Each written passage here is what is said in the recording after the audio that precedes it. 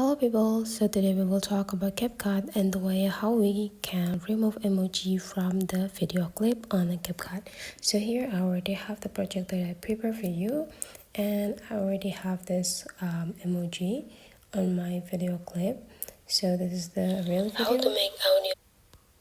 If you see here, whenever we click this emoji part, there is nothing happen, so we cannot even access everything about this emoji.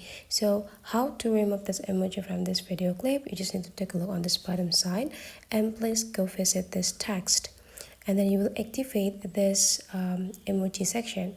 Now you just need to go click this emoji section, and you just need to go click X on the top left corner of the emoji to delete it, or you can also just go click this delete right away, and then those emoji will be disappear for the whole video clip that you have on the CapCut.